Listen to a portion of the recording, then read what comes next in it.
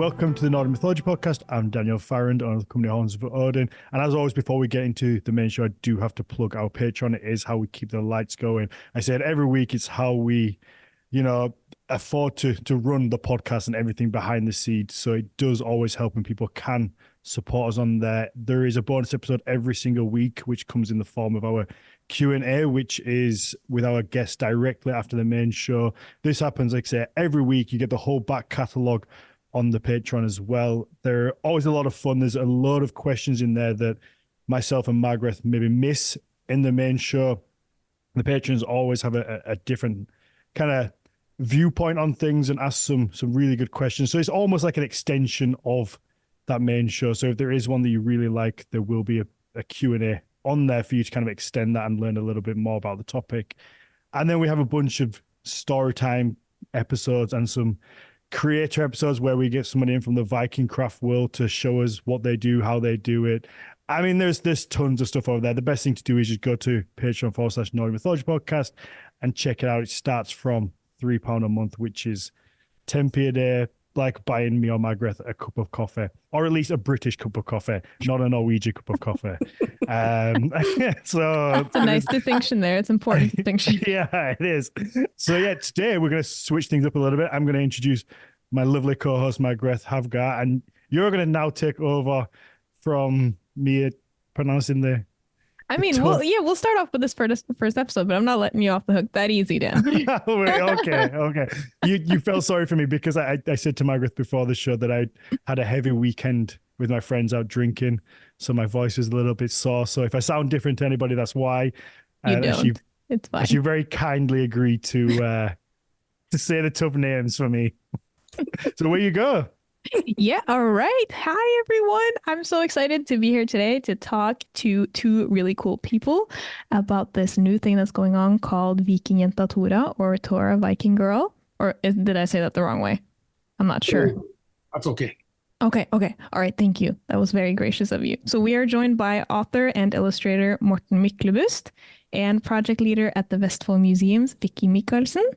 Hi, guys. Do you guys want to say a little bit about what the project is about and what your part in it is? Yeah. First of all, thank you for having me to this podcast. Well, I am the creator of the concept Tora, the Viking Girl. And I'm the writer. I am also an illustrator, so I do the storyboarding and all of that kind of things in the progress. Mm-hmm. But the Viking Girl, Tora, is, I think I need to start talking about something else before I start to talk about Tora. Okay. We have developed a method of working that we called historism. And you know the word history. Yep. In Norwegian, that's both historical, but it's also story. So the word historism in Norwegian is more story, tourism, if you see what I mean. It's those two words connected. So when we started living in an area with such a great Viking history, like Vestfold and Telemark, where this happens, we have worked with entertaining brands for a lot of years. And when we see film tourism, you have to have a film. And when the film is popular, people want to see the locations for the film. Mm-hmm. But then the people who would like to create tourism around that, they have to pay a license fee to the owner of the brand and the film to do that. And when you see the film and you start thinking, you will be back. I mean, you will be late because building up a kind of tourism will take you some time. And within that time, the film may not be that known anymore because film is mostly fresh today. So we was thinking different. We was thinking story tourism or historism. Let's go into a partnership with the region, with people in the region and destinations in the region that we can use as location and destination and when we start working on developing the concept, the destinations will be a part of it, preparing to use it when the TV series or film is ready. So it is when the effect will come sooner and last longer in a way, and will benefit more people or partners in this. So when we started thinking about Tora as a children's brand or a children's TV concept, we was thinking, of course, we have to use Midgard and the guild hall and all that stuff. Of course, we need to do that. And I saw another TV series that was shot at Midgard, and they was shooting, of course, inside of the guild hall and outside of the guild hall. But the problem when they shot inside of the guild hall was that they was filling it with smoke to get this atmosphere. But you didn't see the guild hall. You just see the actors that were sitting close to the camera. Yeah. And when they shot outside, they sometimes shot with their back against the guild hall and into the forest. And I was thinking, what the hell? Why didn't they turn around the camera? The story had been the same, and you could see the guild hall in the same time. But they wasn't thinking historism or storytelling.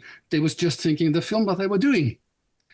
So when we started to develop the content around Tora, we take all the local history, the really local history of what was the economy in the society, and that was the wheatstone in the county nearby Telemark. That was the gold in the Viking Age. It was the ship, and it was the trade with slaves, trells, that kept up the economy. So we put all this together, and then we created the character Tora, who has been a slave her own. We don't know that in the start of the story, but that is her motive for taking revenge on the chieftain in the area, who is the mightiest chieftain and the cruel chieftain. And when we was just starting to see this story rolling out, we were thinking that, it's a much more in our region. We have the ships, we have a magical cave, when we have it all. So that's when we contacted Midgard and said, this is our idea. Do you want to be a partner of this? And they was eager to be that. And we find another publishing company as well. That was the third partner in this to get the story out. So television is just one media, and we are thinking about books, graphic novels, and computer games, and so on in the future. But it's at an early start, of course. That was a lot. No, cool. But that's really interesting. It seems like a very holistic, multifaceted way of approaching telling a story. So I assume then that the historism, especially with Midgard Viking Center, is where you then come in, Vicky. Yeah, it is. So I started my job as a project manager for Viking, what we call the Viking Initiative, 2 years ago. And one of the projects I was supposed to keep an eye on and follow was the Tora project. So that was really exciting. I mean, I've never worked with film before. So that was exciting. And also it was exciting for me because I live in Telemark and I work in Vestfold. And I have my background from Viking history. And of course, the Vestfold Viking history is the one that is world famous, because that Vestfold is where the Gokstad ship, the Oseberg ship, the Klostad merchant ship is coming from. And there's all these great stories about Viking Age in Vestfold. And we have also a lot of really cool locations that are already known. But with Telemark, it is kind of an unknown territory, an unknown history when it comes to Viking stuff. You have the whetstones that Morten mentioned here up in Eidsborg, and you have a lot of cool finds. We have some stave churches, but that's a bit later. But the thing is that the Viking history of Telemark is very under-communicated. So the local county. We used to be one county, Vestfold and Telemark together, and then broke up last year. But we had this project called the Viking Vikingveien, the Viking Road. The Viking Road, yeah. Yeah. Where we kind of try to pull all the Viking Age destinations or places with special history together. And then in the filming of Tora, a lot of the local Viking reenactors were contacted, and they chose some really cool places. And then they started filming at all these locations, so that in that way, not only do you get really cool locations for Tora the Viking Girl, but you also get to tell the story. And when the film comes, it will always be a very good marketing of the different places. Mm-hmm. So it's a really cool, as you said, it's a very holistic initiative where we want to both tell the Viking story, and it's really cool that Morten is saying that the Midgard and the Gildehall, that's Tora's home. And when you see the trailers so far, you really recognize where you are. You see the Gildehall, you see the tower, you see the overview of the Borre Mounds, and also all the other places. So this is a lot of fun. And also I must say that Morten is a really good illustrator. And what I've seen already from your graphic novels, Morten, is quite amazing, because you really feel, you step inside the Gildehall, you really know where you are. So this is top-notch marketing and storytelling from Vestfold and Telemark. That's really cool. Yeah. So is it I don't know, sponsored the right word by the councils of Vestfold and Telemark? Are they kind of helping to fund it and put it through, because obviously it is such a great thing for the area? Yeah, we have applied for some support from them, because this is a concept that is brand new. It's not known out there. And when you talk to publisher today, they ask, is it based on a well-known television series? And when you come to a TV production company or a broadcaster, they ask, is it based on a famous book? So where are you going to start? It's difficult to start something completely new. So that's when we were applying for some support from the county and the councils, and they have been a partner into this. Of course, with seen in the big picture, it's not too much money, but it helps us a lot to do the working, to do the writing, to do all the stuff that we need to do to keep control of the story. If you get a broadcaster or a streaming services into this, they will have some opinion on this, and then we will have to say, yeah, I will listen to what you say, but the main story is going to retain what it is. So, and the more you have done up front, the more power you have to keep the control, of course, of the story. Yeah. Obviously, that's a really, really important thing, and like a really cool thing that you've been able to apply for that funding and get that funding. I also just want to say, kind of on a personal note, that I think this whole, me and Dan were talking about a bit earlier today. So it's really fun to hear you guys describe what this is, because we were talking about it, like, what is it? Like, is it a TV show? Because I came across that NRK article that was written in February. NRK, for those of you who don't know, is like the Norwegian version of BBC, pretty much. I was like, what? Like, is it a TV show? And they said they're going to be games. So it's really cool to hear you guys describe it. And on the personal note, I also just want to say, I mentioned this briefly to Morten earlier, but my family is originally from the Tønsberg area. I'm come from a whaling family at Veiland, right outside of Tjøme. And also I have worked at the Viking Ship Museum for years, and I'm currently doing my PhD on the Oseberg ship.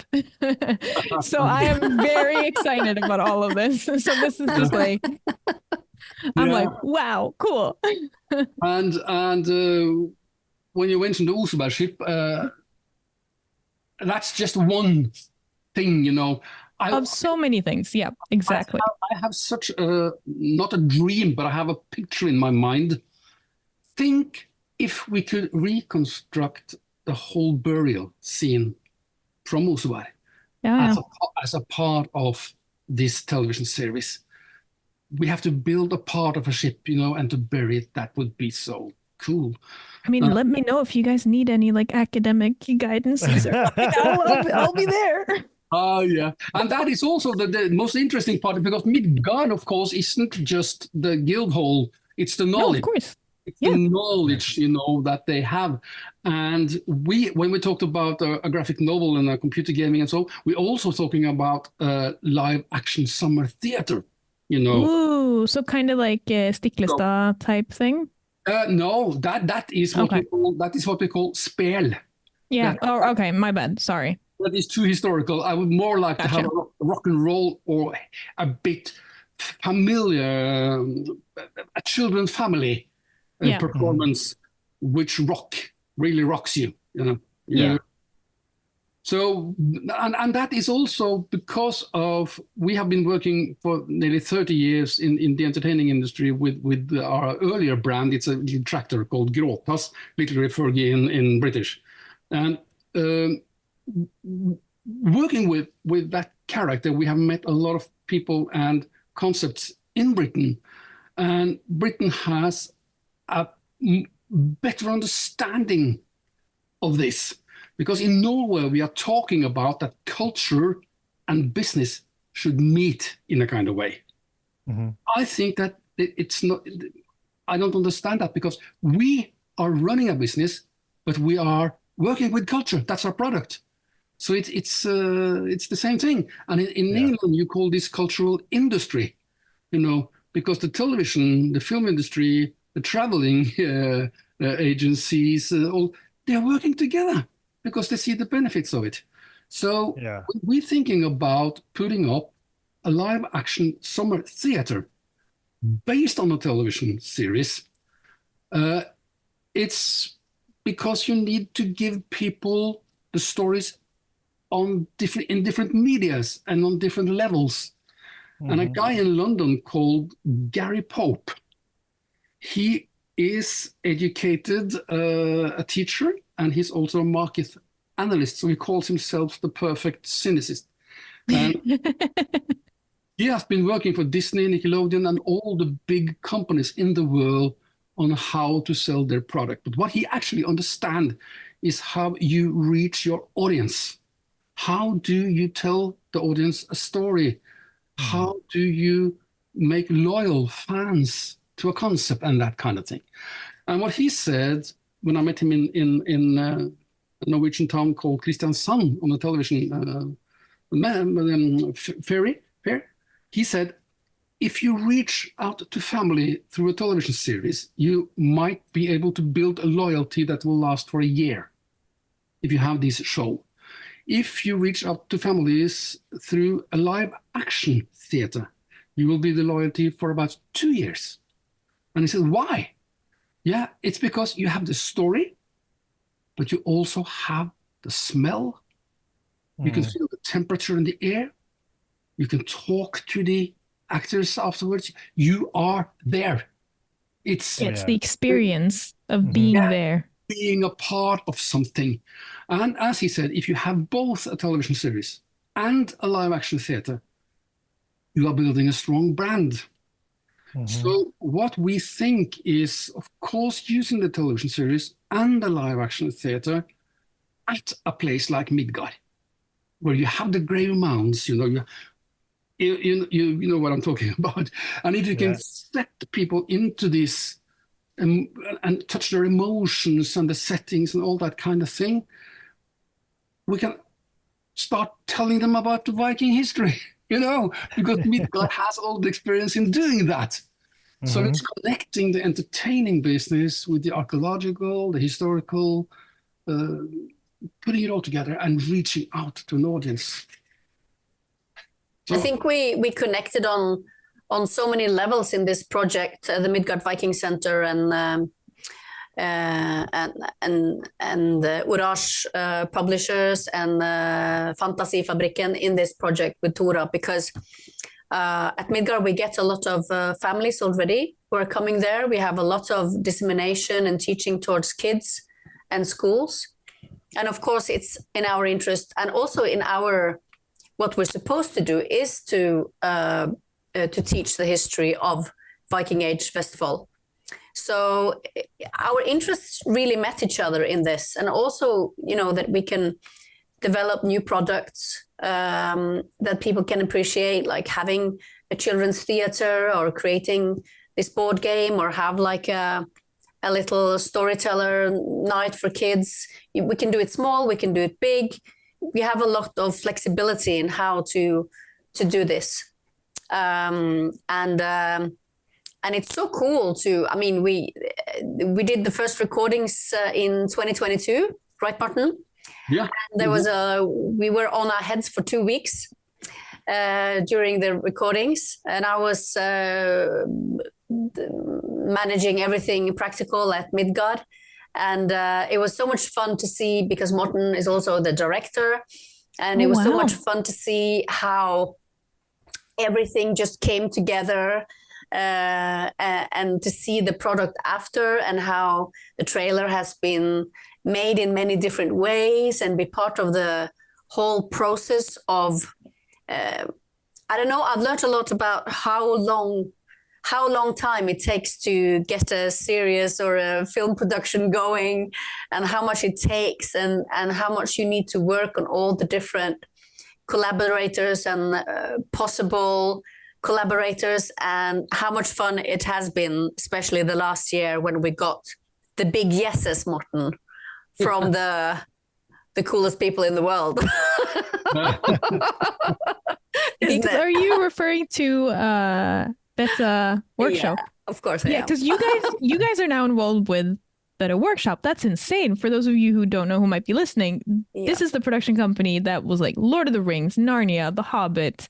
I mean, that's intense. It is.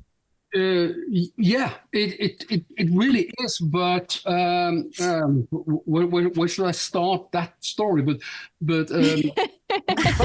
when we were having the first Zoom meeting with these people, and there were 5 minutes left, you were starting to think, what the heck? We're going to talk to these people. And you know, you have these people has been some kind of gods for people like me, you know, growing up with this stuff. And when our agent in London was opening and introducing us to each other, it was going 3 or 4 minutes, and we was just talking about the content, you know. It was just, wow, it's cool, and these people are just crazy people. Do what they like to do, you know, and they love what they're doing.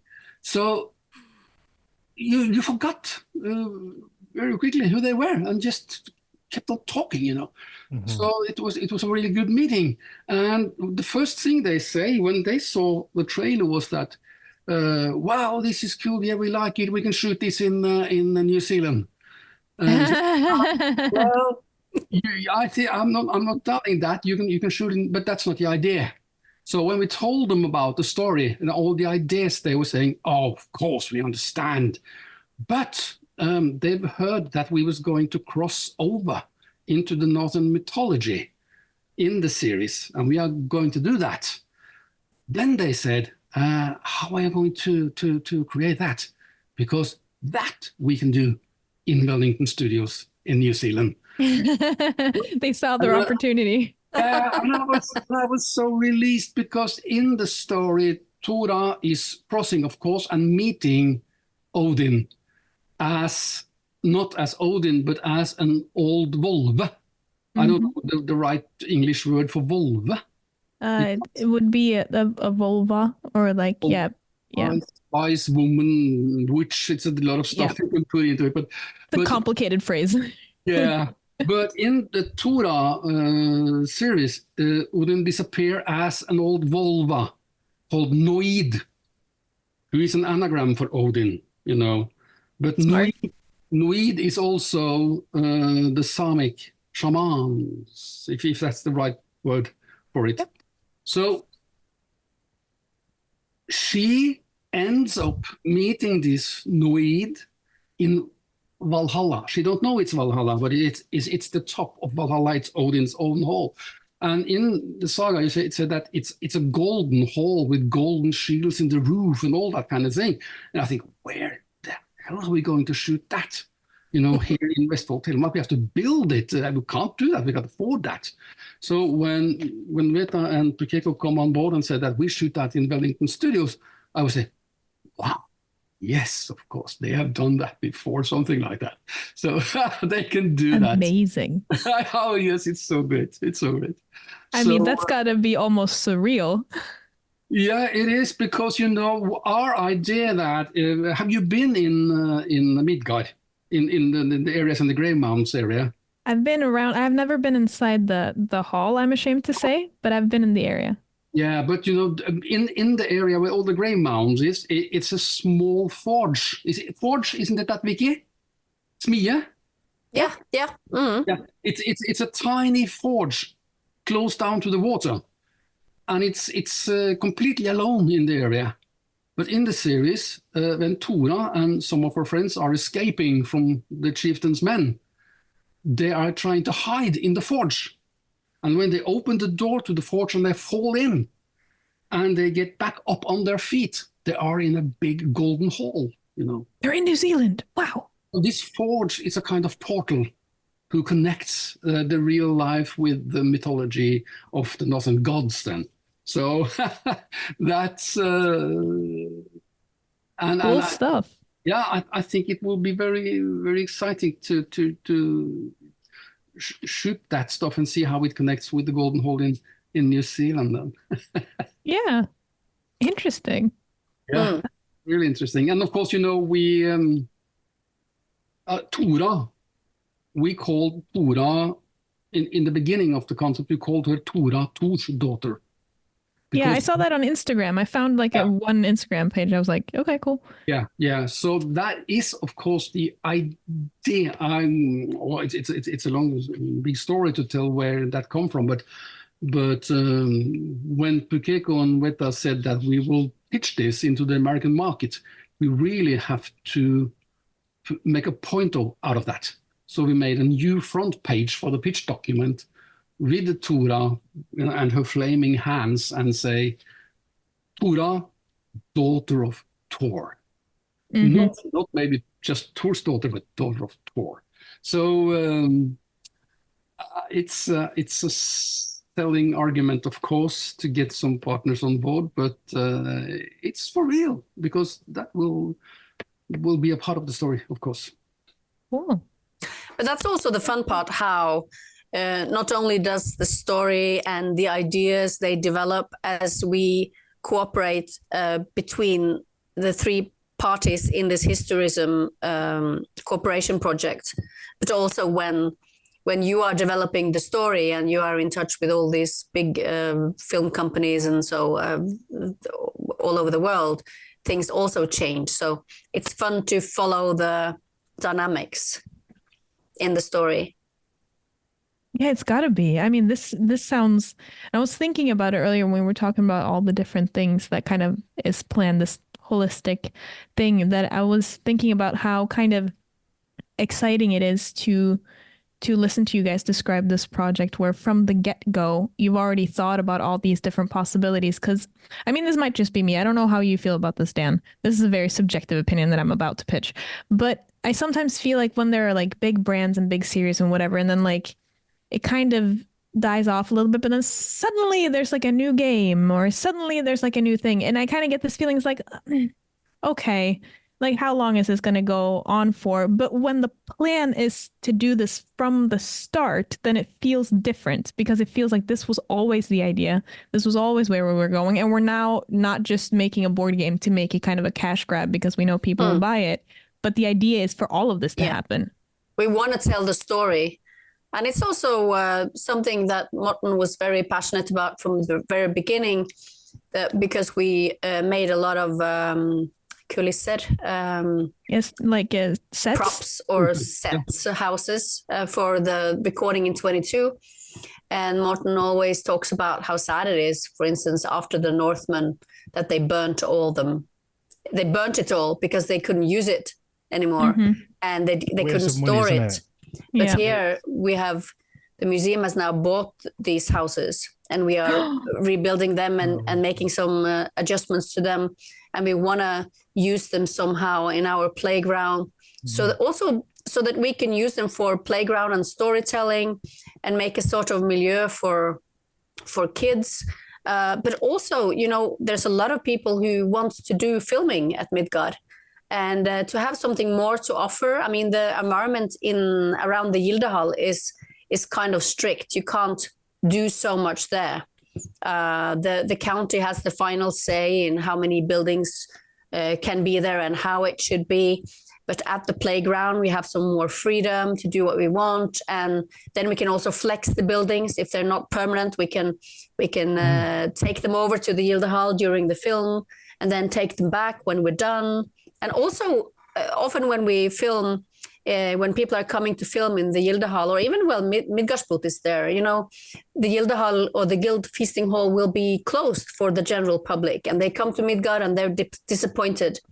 But if we can do something more to make it more exciting around the actual Midgard Viking Center, we have something more to offer also when the feasting hall is occupied. So it's all about thinking about this in a flexible way, how we can keep the story going, and how we can keep the customers happy, and how we can develop some more cool projects by cooperating together. And also, it's a lot more sustainable to actually take care of the props and everything after than just throwing it away. Yeah, Sure. I didn't know that they burnt everything after the Northman. That's really disappointing to hear, because obviously there's a lot of work gone into it, a lot of people's man hours, and yes, people have been paid for it, but sometimes that's, you know, when you put anybody who creates something, when you put your time and effort into it, yes, the money that you get is nice, but you also want it to live on, and I guess it lives on in the movie in a way, but it's sad. And it feels just very wasteful, doesn't it, as well? There are going to be other projects where those can be used, but I guess there's a bunch of red tape that gets in the way. The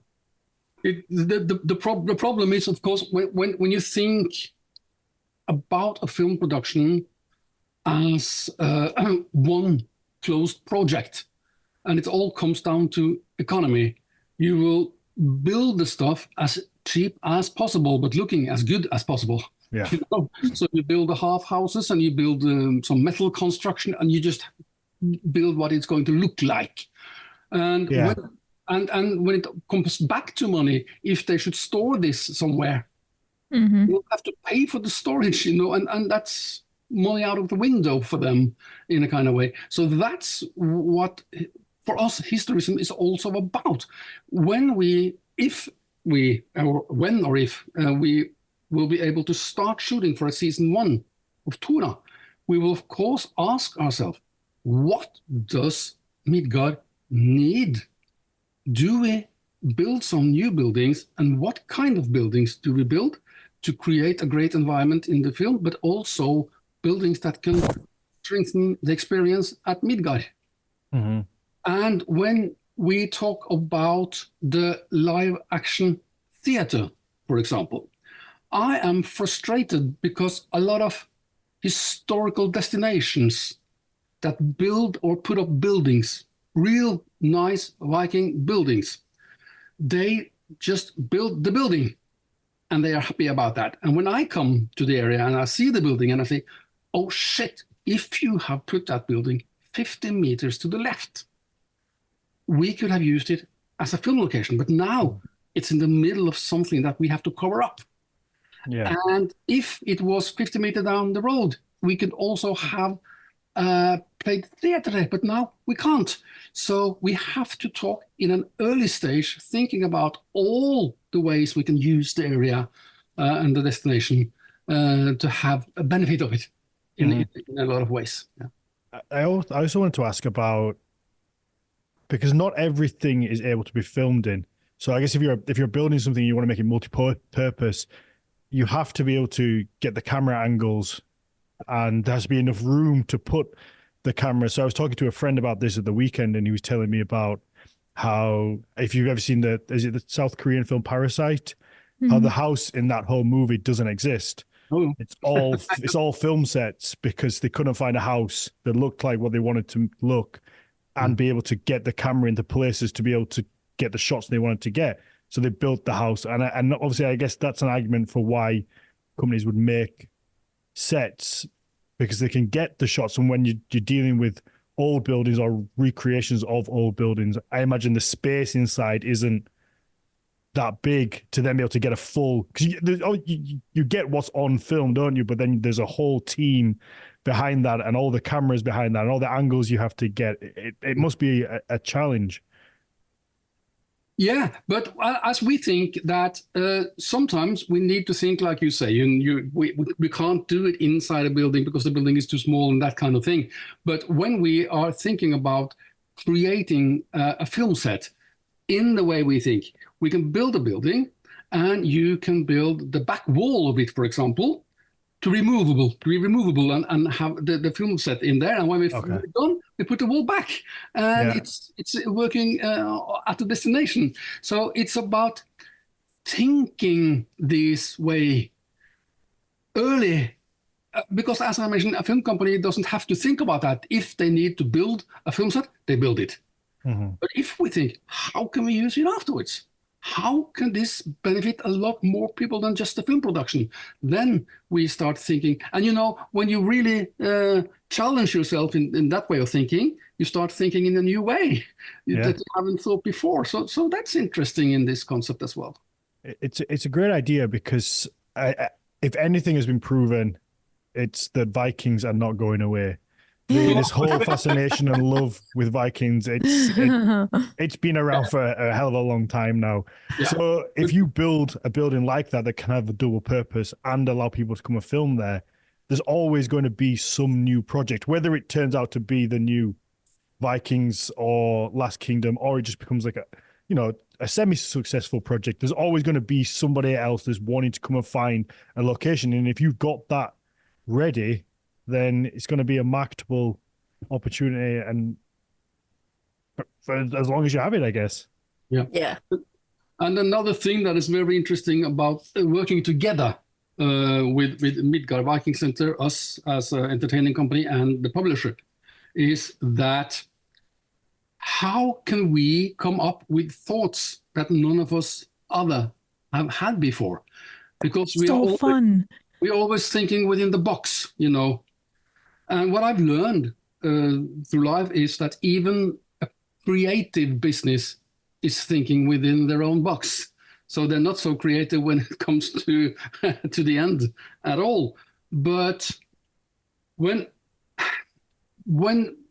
being in theme parks like Disneyland and all of the other big parks around the world, not to visit the park as a visitor, but visit the park with this, with a look at how they have built the experience for the audience.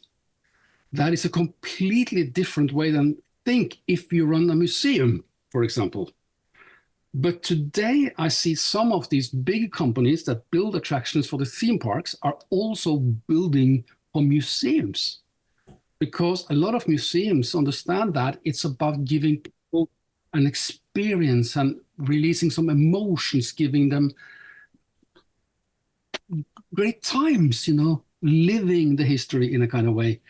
So I think that in the future there will be a much more connection between those industries. And that's so interesting that Midgard Viking Center, who already has Midgard Blod as a black metal festival, also thinking about filming and also thinking about live action theater. And I mean, when it comes to Tora, we are also creating original music for that. That's cool. Is there anything you're not doing? We're thinking about it all, as you say, in a holistic way. And stay away from the podcasts. I'm joking. Yeah, but no, but what I was going to say is that when we work with a composer, because I don't play any instrument and I can't read notes and that kind of thing, but sometimes I got music in my head. And then I stepped over to this composer and said, I have some drums in my head. And I started drumming on the table. And he said, oh, yeah. And he finds some drums in his computer and he put that together.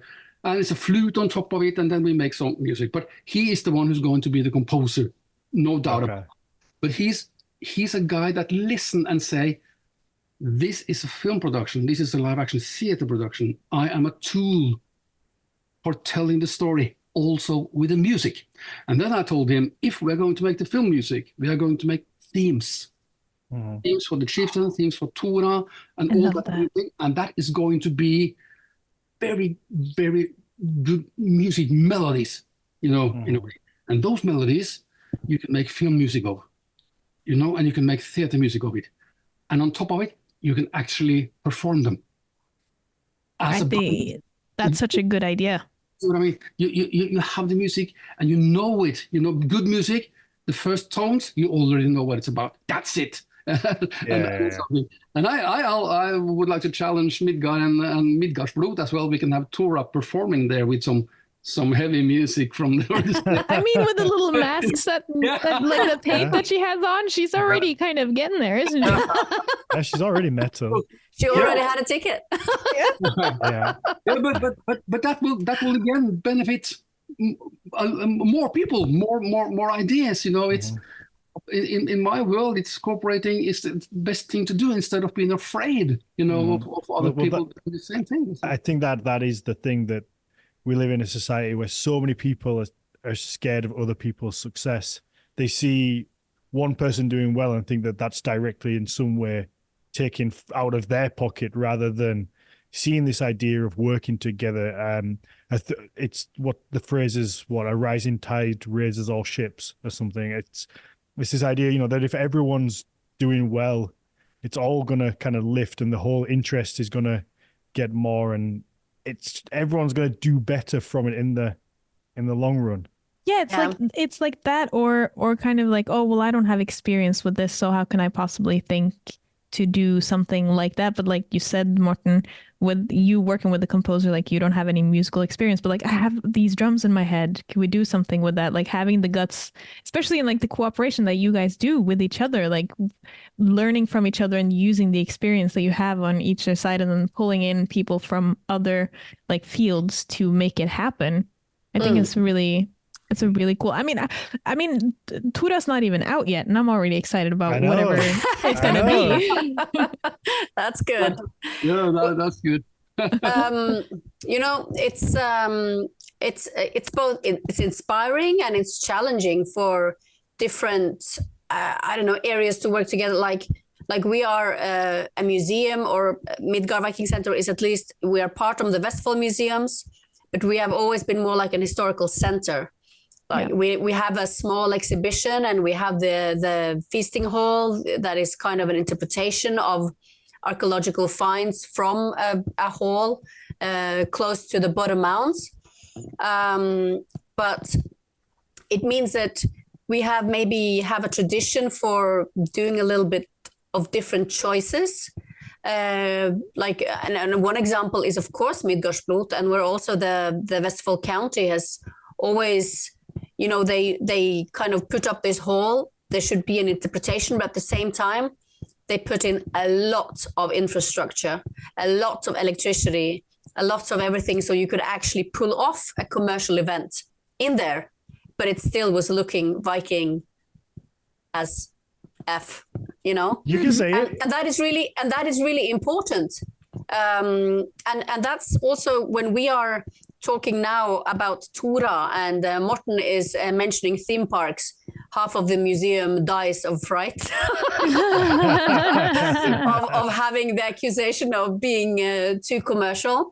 And of course, as a museum, we have a different, we're also we have kind of an official task to teach about the Viking Age and do it with authenticity and do it correctly, and we can't be too fantastic about it. But as a film company, you have more freedom. You can do a bit different of storytelling, and when those two are meeting, there will be discussions, and there have been. But it's also very exciting, and it's about seeing, can we do. There will probably never be a theme park at Midgard, but there might be possibilities to create exciting historical, how do you say milieu in English? Like environments, experiences. Environments, that can create an environment for new experiences as part of the museum, but that can play different roles as to what kind of events are going on there, what kinds of story are we telling. And I think that as a museum, as long as we are clear what story are we telling now, I'm not afraid. But it's a new venue for a museum to enter, to do that kind of collaboration, and we need to test the borders. And in that testing period, some will be unhappy and protest, other will think it's exciting, and we need to find our way together. And that is what we're still doing. But I think it's incredibly exciting. And I think the character that Morten has created, the Tora Viking Girl, she is so cool. And also, Morten, you need to tell about the actress who's playing Tora, which has done some really awesome parts before. Yeah. Sorry, just before you do, I want to jump in and say, Vicky, I think that's a really interesting thing, because I think historical accuracy doesn't have to be boring, and I think that's something that museums maybe struggle with, because it's easy to. I say it's easy, but you get items that are in display and they've got a little plaque with them, and a lot of I'd say along with the younger generations, because they're used to this quick media on things like Instagram and TikTok. It's just a different world, and they're not necessarily interested in going and looking at something and reading.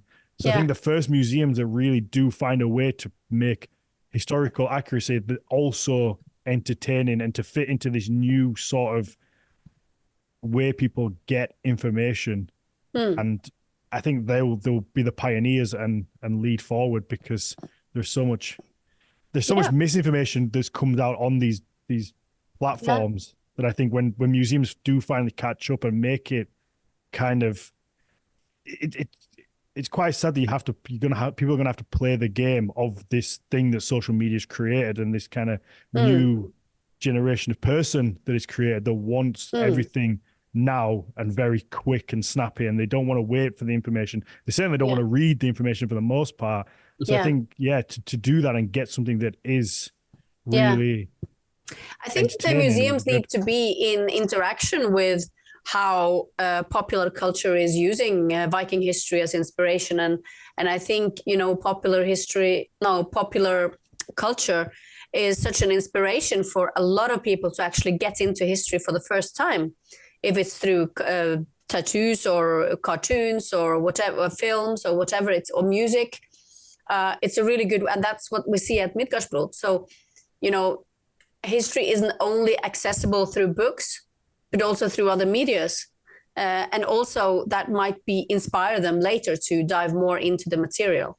Mm-hmm. And I think this is what we see actually happen at Myklebust, and how the crowd has been growing, and also connected to all these films, and of course Lord of the Rings.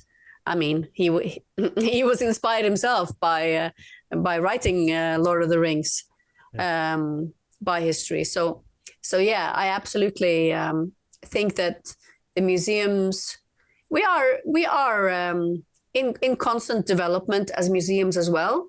And there's also different expectations to what museums are going to be, and what we're going to do, and how we're going to take part in life in general now. And for Midgard, it's a goal to focus more and more on living history, and invite people to interact with the past, and learn the trades and the crafts and the language and the stories and everything, and then find a way to do that. And I think for kids, to invite kids and families, Tora is a good way to engage children into the Viking stories. Yeah, that's really cool because museums don't all have to be one thing either, right? So some No. museums can do one thing and some museums can do another thing, but then having that concert of like, you don't really know what a museum is until you go to this specific museum and see how they do things. So I think that's really, really cool. But I wanted to make sure that I didn't forget what you pitched, Vicky, about Morten telling us a bit about the actress for Tora. I can tell you a bit about the actor Tora, but I would just say one little thing to what Vicky has talked about, because I think a lot of people are open-minded to new thoughts, but I think so too. Yeah. But the problem for them is to get rid of the old one, and that's what's the problem. So it takes some time. But I see within the 3 years we have worked with Midgard, all of us have changed in one direction or another, because you need some time to move ahead. And when Vicky said that Midgard will never be a theme park, I don't think it should be. But at the other hand, when you start looking into the business of parks, you have amusement parks that is just for amusement, carousels, rides, and all that kind of thing. You have so-called experience parks that could be paddling or drifting in a waterfall and something like that. And you have theme parks, and the name is theme. And if you take away the name park and say theme center, Midgard is a theme center. It's a Viking center, So it's just the word and the old mindset that you have that is destroying your look for it, in a kind of way. So and what's that theme park at Midgard? It's very clever, Morten, but I totally agree with what you're saying. That was very clever. But we're not going to have a carousel there. That's an amusement park. So it's a different thing. Here you have the totally accurate Viking roller coaster. No. And that is the other interesting part. Before I start talking about the actor, in the tourist industry out in the world, people are talking about that families, especially, are fragmented, more fragmented today than ever before, because parents have to have not only different jobs with different time to go to work, they may have 2 jobs. Children go to football and some on the ballet or whatever, and they seldom eat dinner together. So when they are going to a holiday, what are they doing? Yes, they are going into these family parks to be together. But these big, big family parks are noisy, they are expensive, and you don't get the calm that the family actually needs. So in the business, they start talking about that there is a market for minor experiences where children and parents can be together, learning together, having a good time together. So being a theme park or a theme center could give that to families, and at top of that, learn them about the Viking Age in a funny way. Yeah. And when children get into play, if a concept has the play value, they will learn faster. And if they can play at home when they're not at the center or at the destination, they will have the environment and the emotions from being there and bringing that back home and living that life until they can come back and learn more. So this is, as I said earlier, it's a lot of different businesses and a lot of different way of thinking coming together that can actually benefit us all. But it takes some time. It takes some time to get into the mindset, I think. It's going to take some time to build. And also, how do you not run before you can walk? And we will get onto the actor, but this is another question.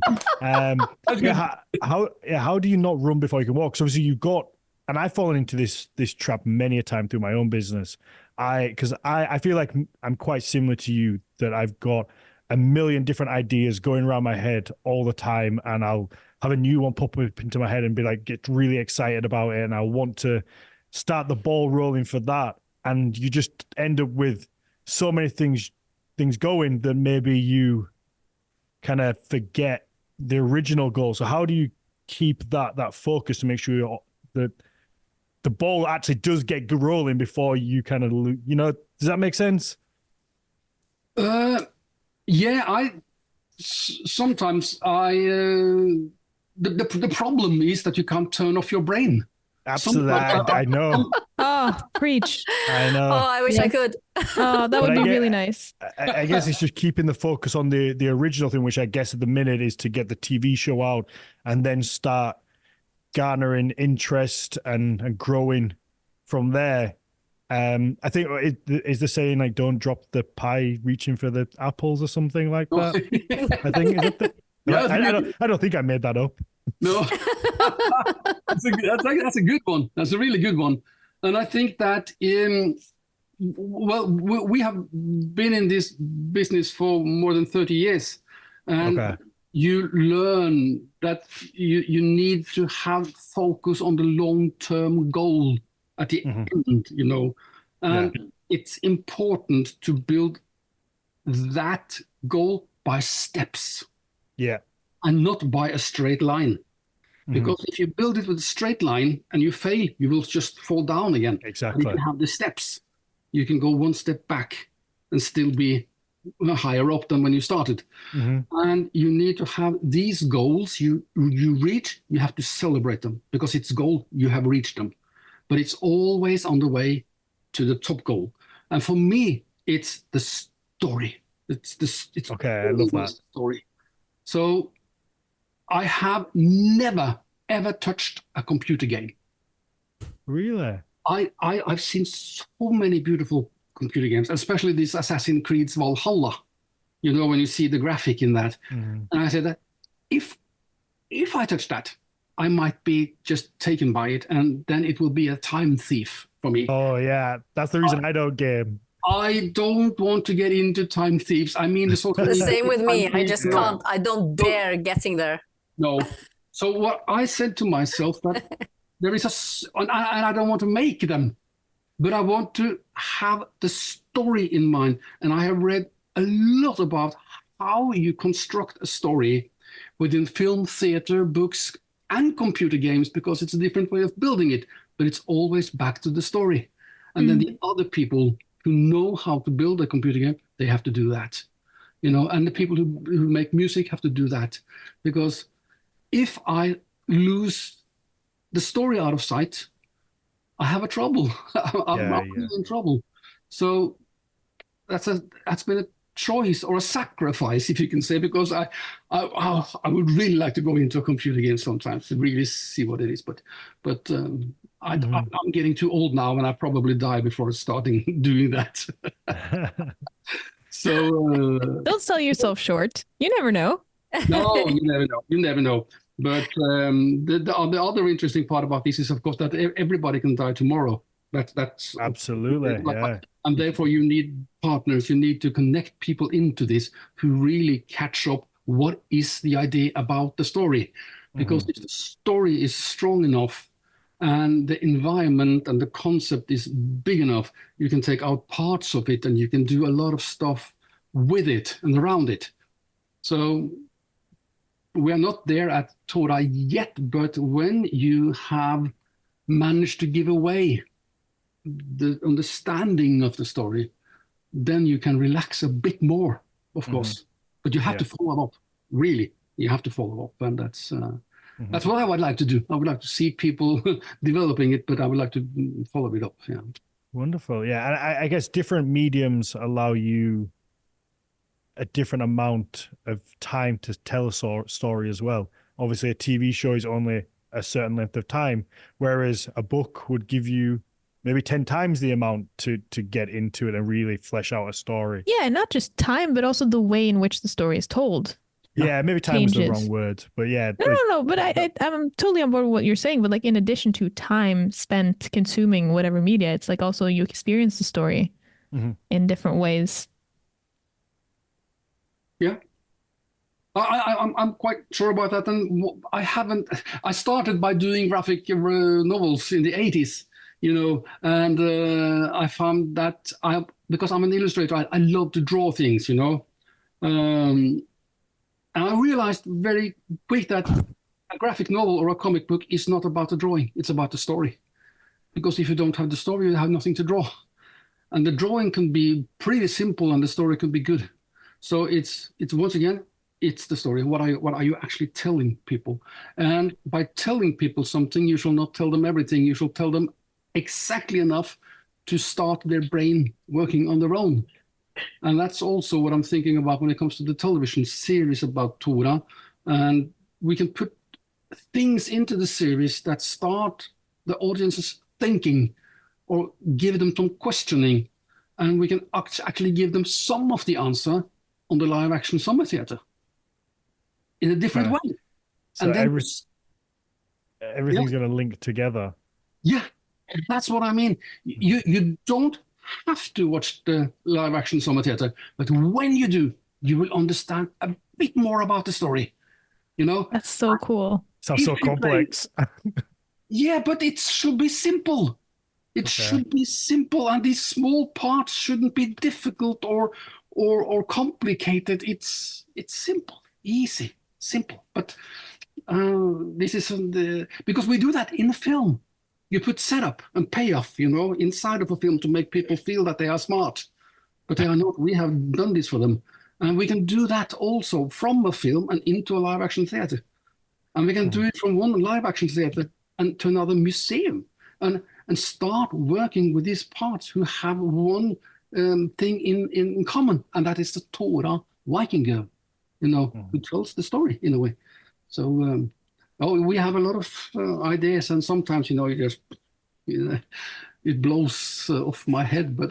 But it really makes a lot of sense for me to hear you say that you started with doing graphic novels in the 80s, because something that I was thinking about when I watched the 4-minute clip that's available on the website right now, I assume that's like a pitch movie film kind of. So we can put those in the episode notes, right, Dan? The link to that, so people can go watch it if they want to.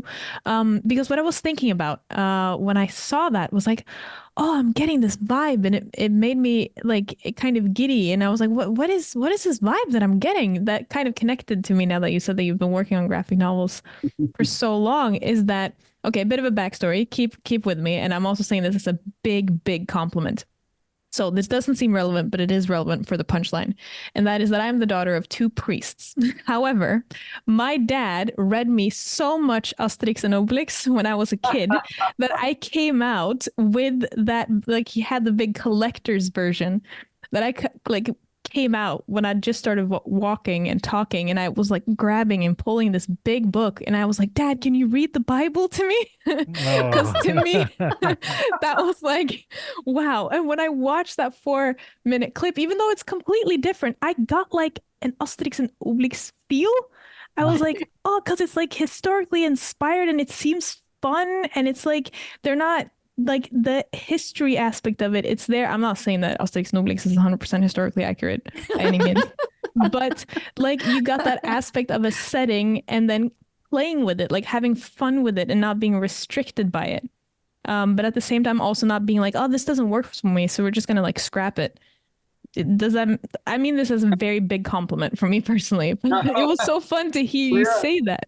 Yeah, okay, but thank you, because I take that as a compliment, because that's good. I was really scared it wasn't going to land that way. No, because I think that, and especially for children, when we started with Tora, we was watching, and I have everything I've done in life, when it comes to Gråtas, the tractor and the purge and that kind of stuff, it was because we had children at our own, and I didn't like all the things they were watching on television. It was a lot of violence, noisy stuff, and that kind of thing. But when it comes to Tora, we saw that our grandson was watching cartoons, animations on the streaming services. And when you stop watching animation, there is nothing in between until you get up on live action for teenagers. So it's a That's gap. a good point. It's a gap from 6 to 9 years old. It doesn't make, you don't make any live action for that category. Yeah, we don't really have like a tween thing in Norway. We don't like have tween media, like being between the age of kids and teenagers. So I asked our agent about this, and I said, "Yeah, you're absolutely right. It's a gap in between there." But when we was making the agreement with a workshop and this Canadian company Imagine Create, a guy at Tukeko, who's a great guy, Martin Bainton, really lovely guy, and he said, "But 6 to 9, that's a difficult age group. If we can put it up at 8 plus, from 8 and up, then the broadcaster and the streaming services, they have a control of the market. They know exactly how many who watches. And they think that if you can get for 8 plus, you will drag all the 6 to 9 with you in a tail to the shows. And therefore, they also can be much more interested in the show. So once again, you have the idea, and you have to fit into how the business actually works then. And that's very important, because you can make good stuff, but you need to have it distributed. You need to reach the audience, of course. If not, it has no value at all. Mm-hmm. Absolutely. So that's also connecting with other people, businesses, getting new information. That's really interesting. Yeah. Mm-hmm. Yeah. I mean, I guess the next logical question is: do you know where this will be shown? Where Tora will? No, not yet. We are to come back to the trailer that we have made an American version of the trailer, a British version, and a Norwegian version of the trailer. So we need to pitch it to a lot of people, and it's a lot of different way of financing this. I'm not going into details about that, because then I can spend hours. Sure. But it's a lot of different way, and we have to see now how we get feedback on this stuff, on which model we will choose then. Mm-hmm. Okay. So, all right. Now we can get to the actor. The actor, yeah. And that is very funny, because in the idea of historism, we was thinking using local destination and areas and all that kind of thing, but also using local actors, as far as we could. And we have all these Viking groups and reenactment environments with all these costumes. They are having fighting shows, and they could actually be extras at least. And some of them are also good at acting, so they could be minor roles in the backgrounds and so on. And because of that, when we bring people back to see a live action theater, for example, or another destination, these people can actually be there. You are not just visiting a left film set or a forest or whatever, because the characters are going to be there. You have seen them, even though it's just a minor role, but you have seen them, and they can talk to the children. Like, oh, wow. But when we was looking for Tora, we, through a local Viking group, we got the name of this girl called Ingvild Deila. And she was tiny, she was little. She can actually play a little girl, even though I think she's around 27 or something like that. But when we contacted her, she had actually played Princess Leia in Star Wars. Oh, yeah, I saw some mention of that. Interesting. Yeah, and she's running around at Comic-Con all over the world, signing Star Wars posters and that kind of thing. And she has played for Marvel. And she is from a minor city in our region, from Skien. Oh, nice. She's from Telemark. She's from Telemark. She's from our region. And she's so well known. Mm-hmm. And from our area, it fits so perfect into it.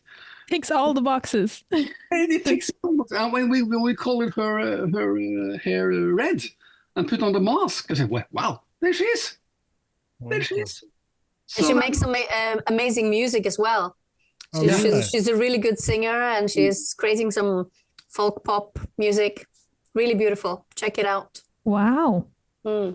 So that was, and she's interested. She was thinking about buying a farm in Telemark, but if you're an actor and if you play in international films, it's a bit difficult to live in Telemark. But she's in Netherlands at the moment, but she's more than eager to come back and be a part of a local live action summer theater as well. So How fun! Then the children actually can meet Tora in person. That's also a part of the idea. I mean, Margrethe, that's insane. Margrethe, I feel like you could double for Tora sometimes, maybe. Well, I mean, my hair isn't quite that red, but we could highlight it a little bit, and I think you could fill in and be like almost I like have a feeling I'm too tall, but thank you, Dan. That's when very the theme sweet. park opens up, you could like the Mickey Mouse kind of character that goes around and says hello to the kids. I mean, if my academic career doesn't pan out, it's nice to have a backup, right? Yeah, why not? But I had a question about the red hair, actually. I'm thinking this is something that you don't have to answer, Morten, or Vicky, for that sake, because I have a feeling that might be a spoiler. Because I was thinking about it earlier, but then you said something earlier that I won't point out now, Morten, about the hair. And I was like, So my question is, and you can decide not to answer it at all, or you can just give me a yes or no, or you can elaborate whatever you want to. But is there a specific reason why Tora ended up having red hair? Yeah. Yeah, that's what I thought. That's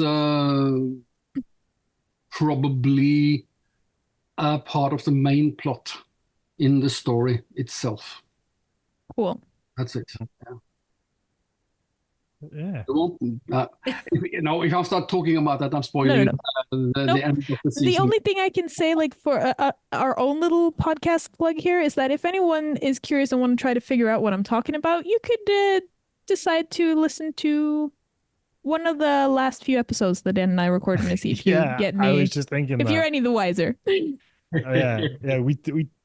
That's such a very good point.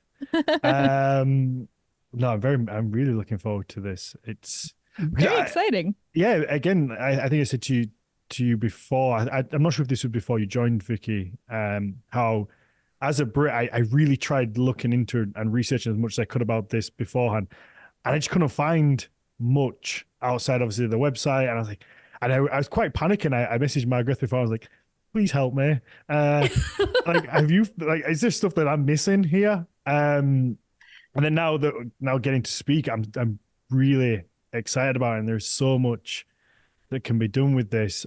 And somebody actually put in the chat that, so Morten, if you ever want to do a live wrestling version of Tora, I have a really good friend who puts on like wrestling shows, all themed by it's a nice little plug for him. So a regular on the podcast is a gentleman called Ed Gamestar, and he's building a real name for himself through something called Ragnarok, like Mythos Ragnarok, and they go, I think they've I would say all around the world at this point. They go to Australia and all over the UK, putting on like a live action theatre wrestling event.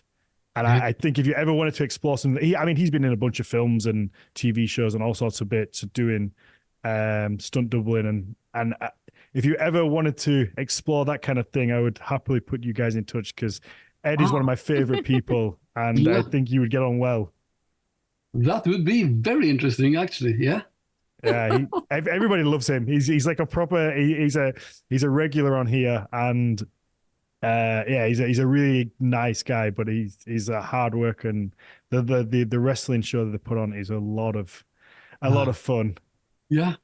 So and if you haven't seen it, definitely worth checking out. I don't know if you've ever come across it, Vicky, because I'm not sure whether he wanted to do something at Myklebust or not, or I guess it's hard bringing a wrestling ring over to Norway, maybe, unless they could source one local. But the show's been doing really good. I think they did the Edinburgh Fringe and sold out like 40 days solid, and then they did the Adelaide Fringe in Australia and sold a bunch of those out.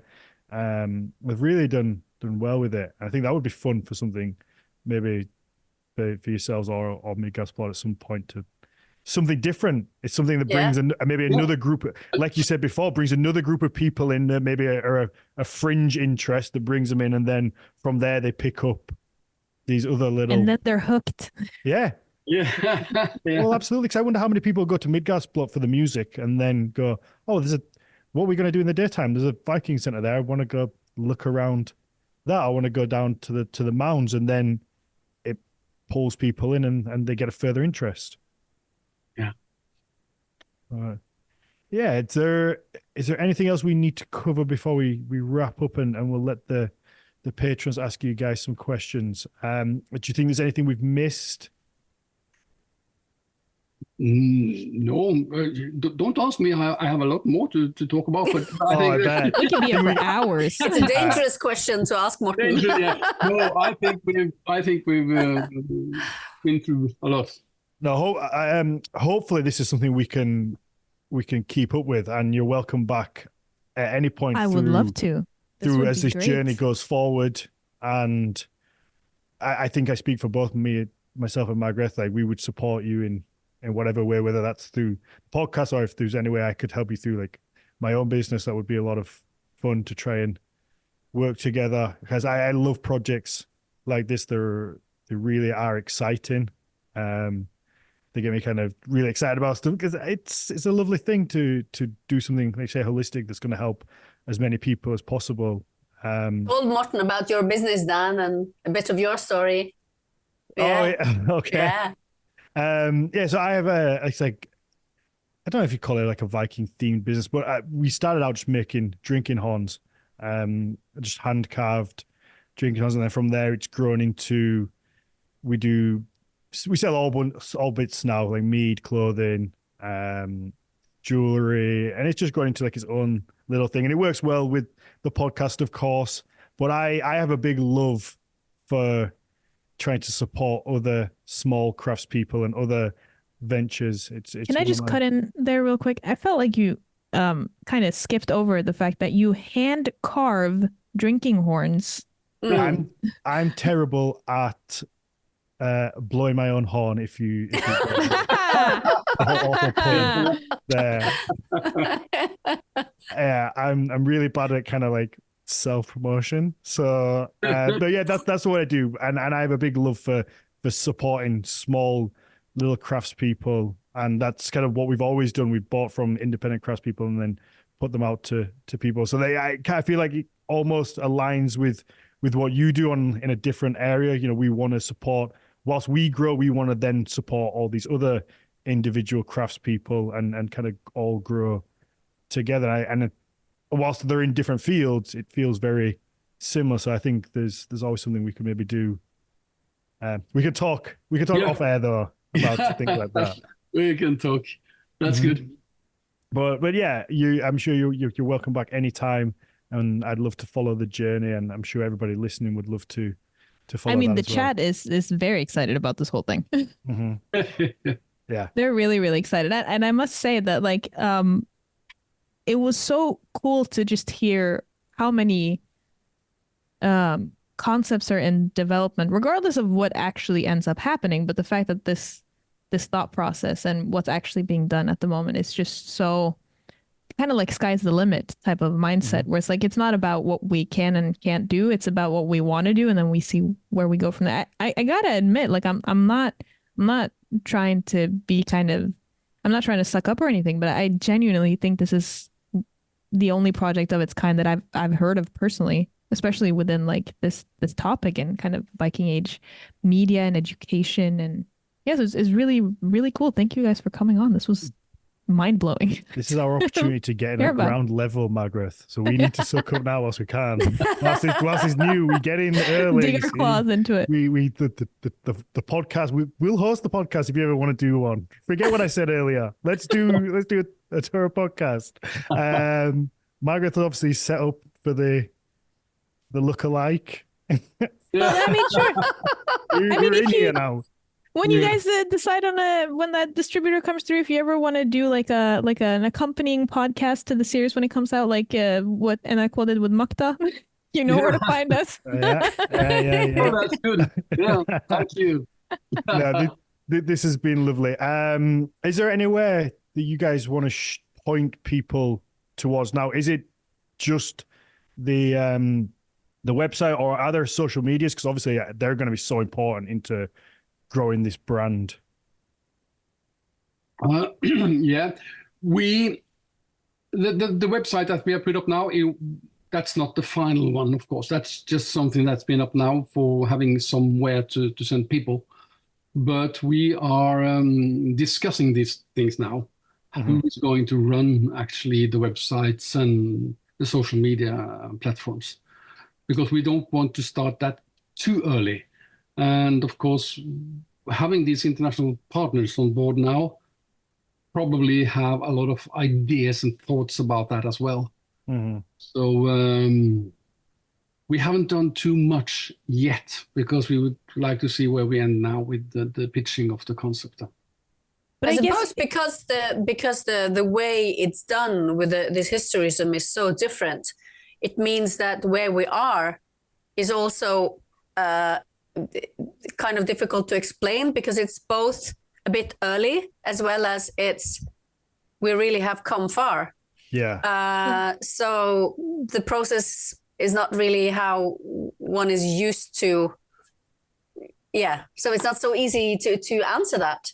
But there's a lot of things going on, and it's really exciting.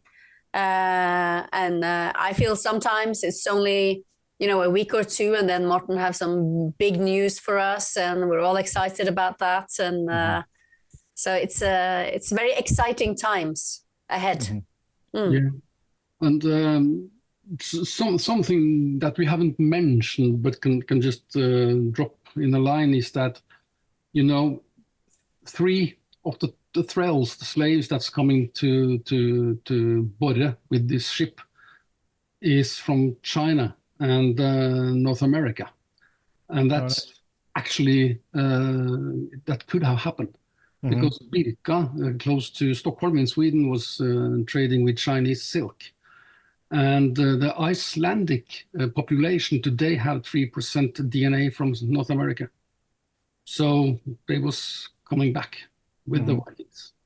And that makes it even more interesting how you can mix these culture. And I've been studying now the Native Americans' longhouses. They have exactly the same function as the Viking longhouses.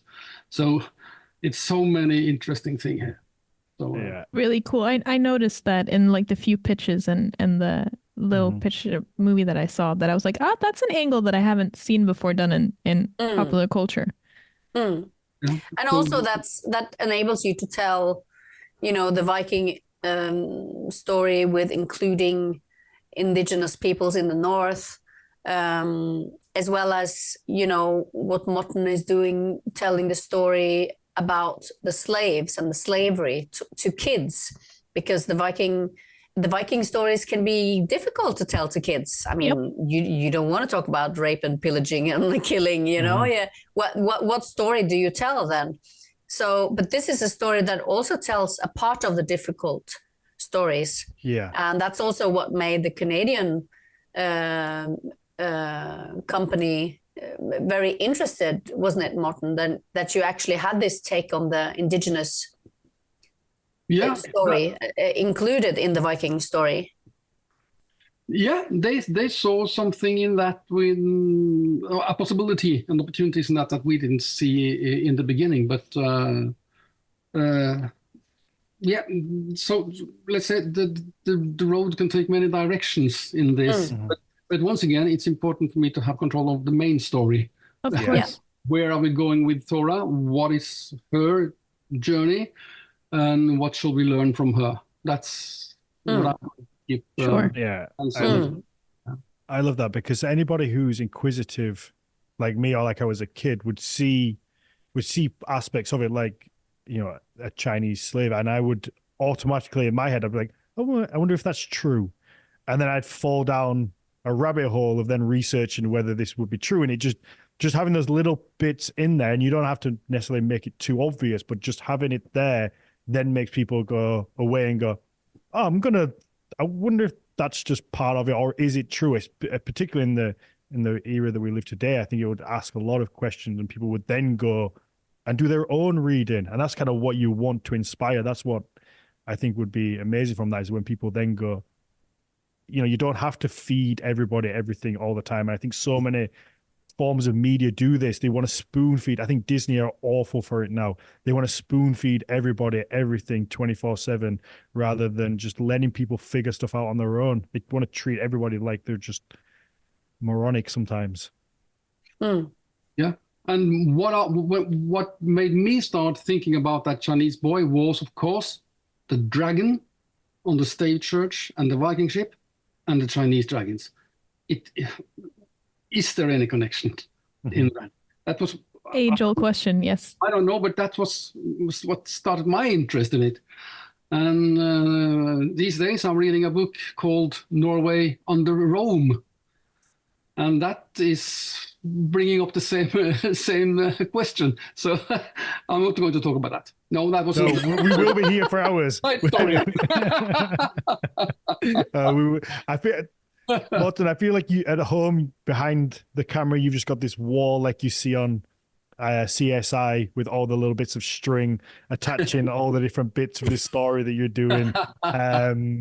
Yeah, this has been a lot of fun, and we'll wrap the main show up. And Vicky, do you want to shout out the Viking Center web where people can come and? Yeah, you can follow the Midgard Viking Center both on Facebook and Instagram, and we have lots of things going on this Easter. We have a really cool spring program, and of course, lots of things going on this summer. So follow us for the latest events and things that are going on. Wonderful. Margrethe, where can people follow you? It's Instagram as per usual when I do decide to put anything on the internet. So that's Archeomags with Archeo with a K.